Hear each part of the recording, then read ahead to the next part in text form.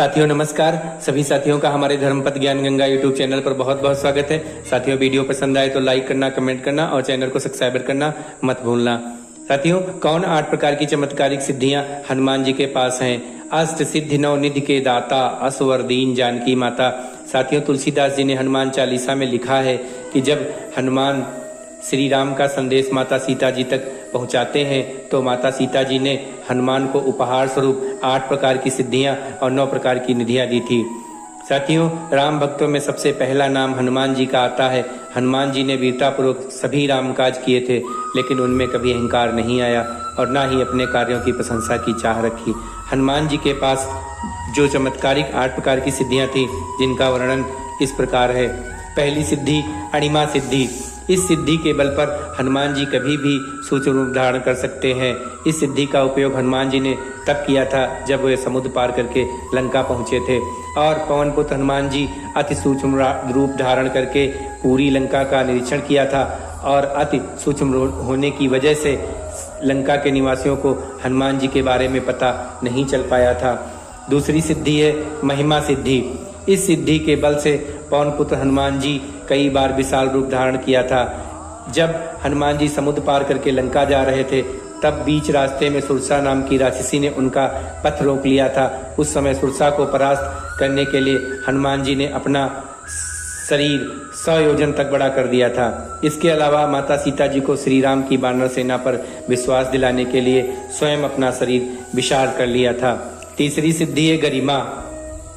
इस सिद्धि की मदद से पवन पुत्र हनुमान जी अपने आप का वजन किसी विशाल पर्वत की तरह कर सकते हैं। गरिमा सिद्धि का उपयोग हनुमान जी ने महाभारत काल में भीम के समक्ष किया था। एक समय की बात है, भीम को अपनी शक्ति पर घमंड हो गया था। उस समय भीम का घमंड तोड़ने के लिए हनुमान जी एक वृद्ध बानर का रूप धारण करके रास्ते में अपनी पूंछ फैलाकर बैठे हुए थे। भीम ने देखा कि एक बानर की पूंछ रास्ते में पड़ी है। तब भीम ने वृद्ध बानर से कहा कि वह अपनी पूंछ रास्ते से हटा ले। तब वृद्ध बानर ने कहा, मैं वृद्धावस्था की वजह से अपनी पूंछ नहीं हटा सकता, आप खुद हटा दीजिए। जो कि बाद में भीम बानर की पूंछ हटाने लगे, लेकिन पूंछ हटा नहीं पाए। भीम ने अपनी पूरी ताकत का प्रयोग किया, लेकिन असफल हो गए और भीम का घमंड टूट गया। चौथी सिद्धि थी लघिमा। इस सिद्धि का प्रयोग करके हनुमान जी ने अपने आप का भार बिल्कुल हल्का कर सकते हैं। पल भर में वे कहीं भी आ जा सकते हैं। जब हनुमान जी अशोक वाटिका में पहुंचे तब वह लघिमा और अणिमा सिद्धि के बल से सूक्ष्म रूप धारण करके अशोक वृक्ष के पत्तों में छिप गए थे। पत्तों में छिप करके सीता माता को अपना परिचय दिया था। पांचवी सिद्धि है प्राप्ति। इस सिद्धि की मदद से पवन पुत्र हनुमान किसी भी वस्तु को तुरंत प्राप्त कर सकते हैं।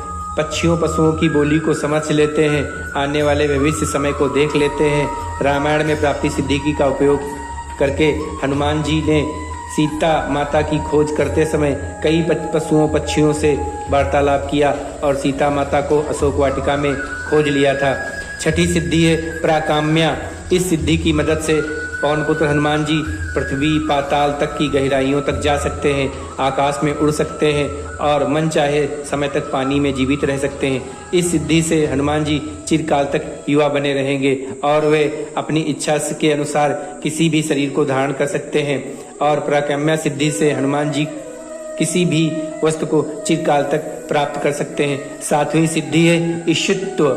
इस सिद्धि की मदद से पवन पुत्र हनुमान जी दैवी शक्तियां प्राप्त हुई हैं। ईशुत्व के प्रभाव से हनुमान जी ने पूरी वानर सेना का सफल नेतृत्व किया था। ईशुत्व सिद्धि के कारण हनुमान जी ने सभी वानरों पर शेष नियंत्रण रखा था। साथ ही इस सिद्धि की वजह से हनुमान जी किसी मृत प्राणी को फिर से जीवित कर सकते हैं। 8वीं सिद्धि है वशित्व। इस सिद्धि के प्रभाव से पवन पुत्र हनुमान जी जितेंद्रिय हैं और मन को अपने बस में रखते हैं। वशित्व सिद्धि के कारण हनुमान जी किसी भी प्राणी को पल भर में अपने वश में कर सकते हैं। हनुमान के वश में आने के बाद प्राणी उनकी इच्छा के अनुसार कार्य करता है। वशित्व सिद्धि के प्रभाव से हनुमान जी अतुलित बल के धाम हैं। साथियों नमस्कार।